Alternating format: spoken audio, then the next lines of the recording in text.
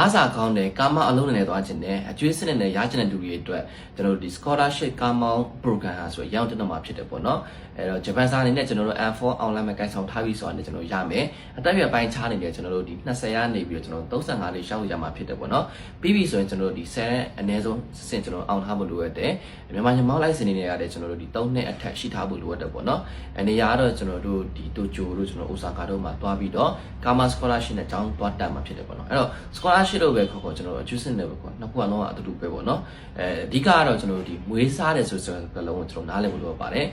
မွေးဆိုတဲ့ဟာတော့အဓိကတော့ကျွန်တော်တို့ဒီပြုစုပြောင်းထောင်ပြီးတာပေါ့နော်ကိုယ်အနေနဲ့ဂျပန်မှာကျောင်းသွားတက်မယ် scholarship နဲ့သွားမယ်ဆိုရင်ကျွန်တော် scholarship အတွက်ကိုကျွန်တော်ဒီထောက်ပံ့ခြင်းတွေကျွန်တော်ရမယ်ပြီးပြီဆိုရင်ကျွန်တော်တို့အစားခံမှာပေါ့နော်ကျွန်တော်ခိုင်းစားတယ်လို့ဆိုလိုခြင်းဖြစ်တယ်ပေါ့နော်အဲ့တော့ကိုက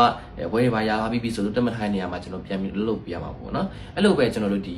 အကျွေးစနစ်နဲ့အလုံးနဲ့ဒီတိုကူတဲဖြစ်ဖြစ်ကားမောင်းနဲ့ဖြစ်ဖြစ်ကျွန်တော်သွားမယ်ဆိုရင်လည်းကိုယ်အနေနဲ့ HCC fees ကိုဂျပန်ရောက်ပြီးတဲ့ခါလာကြာမှာကိုယ့်ရဲ့လက်စာတွေကနေမျိုးကျွန်တော်တို့ခွဲပြီးတော့စတာမျိုးတွေရှိတယ်ဒါပေမဲ့သူစားတဲ့ပုံစံဘယ်လိုလုံးဆိုတော့တုံးလုံးယူပြီးတော့စားတာပေါ့နော်ဟိုကကြတော့ပြန်ပြီးလှုပ်ခိုင်းတာဒီဘက်ကကျတော့တိုးယူပြီးတော့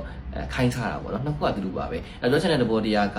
ဒီကိုယ်အနေနဲ့ scholarship ပဲစေဝင်စားစားဒီအကျွေးစနစ်ပဲစေဝင်စားစားမွေးစားတယ်ဆိုတဲ့စကားလုံးကိုလည်းကျွန်တော်နားလေတဘောပေါက်ထားဖို့လိုအပ်ပါတယ်ခင်ဗျာအဲ့တော့ဒါနဲ့ပတ်သက်ပြီးတော့လည်းကျွန်တော်တို့အသေးစိတ်ကိုကျွန်တော်ဆောက်ရအောင်ဒီ special class တွေမှာလည်းကျွန်တော်တို့ဒီဂျပန်ကိုကာမောင် scholarship နဲ့တွားခြင်းတဲ့လူတွေအတွက်ကိုကျွန်တော်တို့အနေနဲ့ဒီ interview တွေအောက်ချက်ကောင်းအောင်ပြီးပြီဆိုရင်အရေးချင်းတွေပြီးပြီလားကျွန်တော်တို့လေးချင်းကြားပေးနေရှိတယ်ပေါ့နော်ဒီမနက်ကြားကွက်ကျွန်တော်လိပ်စာလေးကကျွန်တော်တို့အောက်ဆန်းလက်မပေါ်နည်းနည်းရက်ွက်ထဲမှာတရှိရဖြစ်ပြီးတော့နိုင်ငံသားတရှိများအတွက်လည်းရော်လေးအဆောင်လေးမိန်းကလေးအဆောင်လေးစီစဉ်ပေးပါတယ်ခင်ဗျာဒီဗီဒီယိုလေးကိုဆုံးကြည့်ပြတဲ့အတွက်လည်းအထူးဝမ်းနည်းရှိပါတယ်ခင်ဗျာ